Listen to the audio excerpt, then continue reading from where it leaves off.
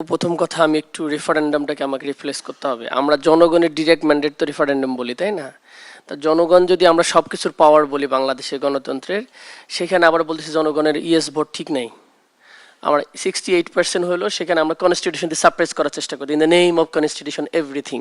শেখ হাসিনা বলতেছে যে আমরা কনস্টিটিউশনাল ধারাবাহিকতা রাখার জন্য ইলেকশন করেছি। So same thing will happen এই গভর্নমেন্টের, যে কনস্টিটিউশন দিয়ে সব কিছুকে সাপ্রেস করার মানসিকতা। যেটা আমার একটা কোয়েশ্চেন হলো যে আমরা কোন কোন বিষয়গুলো এগ্রি হয়েছিলাম এই মানে আমাদের রিফর্ম করার ক্ষেত্রে, সেগুলিকে আদৌ বাংলাদেশের দরকার আছে কিনা।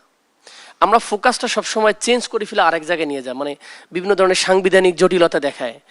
মেইন মুদ্রা সমস্যা হচ্ছে বাংলাদেশে পাওয়ার ট্রানজিশন, এটা কেয়ারটেকার গভর্নমেন্ট ইস্যু ছিল। তারপরে আমাদের জুডিশিয়ারি ইন্ডিপেন্ডেন্স না, সেই বিষয়গুলোকে কিন্তু রিফর্ম কাউন্সিল এসেছে, তাই না?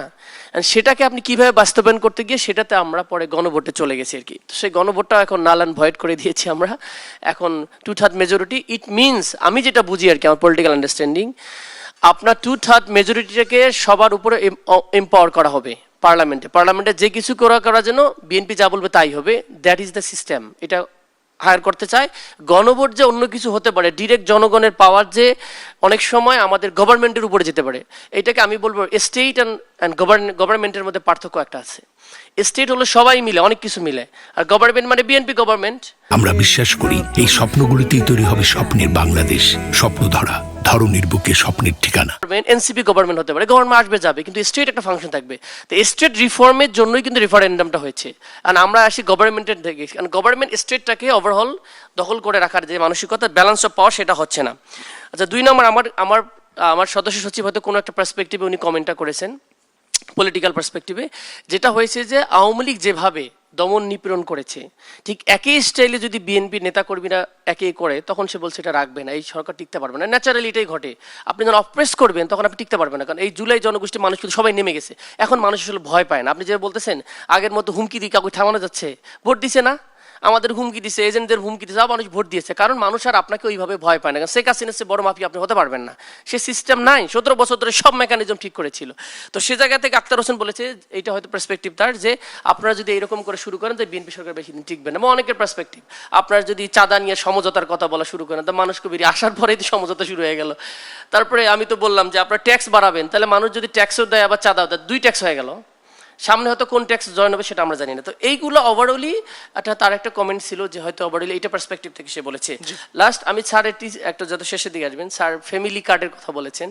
ফ্যামিলি কার্ডের মিটিংটাতে আমি গতদিন ছিলাম, আমার পুরো হোল ডিস্ট্রিক্টের সব অফিসারের সাথে।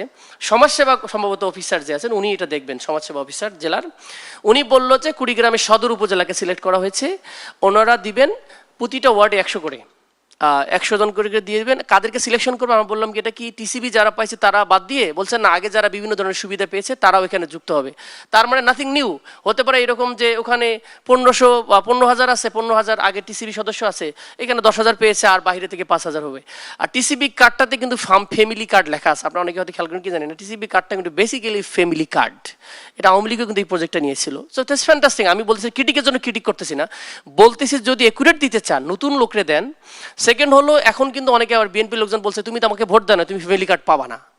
যেটা কর্নেল বাতেন সাহেব উনি বললেন একটু আগে, যে এখনই আমার এলাকায় বলছে কয় তোমরা বিরোধী দলীয় এমপি আছো, তোমরা তো কিছু পাবা না, কাজ আমাদের হাতে। মানে হোয়াট দ্য ওয়ে, অ্যাপ্রোচটা কি, মানে কি ক্ষমতা মানে সব দখল করে ফেলছে। এই অ্যাপ্রোচটা যদি চেঞ্জ না করে, তাহলে আক্তার হোসেনের কথাটা সত্য যে আসলে বেশি দিন চালাতে পারবে না বা ক্ষমতা টিকতে পারবে না। কারণ আপনাদের approach, body language, you are going to be autocrat, new autocrat. এটা আমরা কোনোভাবে প্রত্যাশা করি নতুন বাংলাদেশে। আমরা একটা কালেকটিভ যে চাই এবং যেটা ডিবেট করতে পারি, কথা বলতে পারি, আমাদের স্বার্থটাকে রক্ষা করতে পারি। অসংখ্য ধন্যবাদ ডক্টর আতিক মুজাহিদ।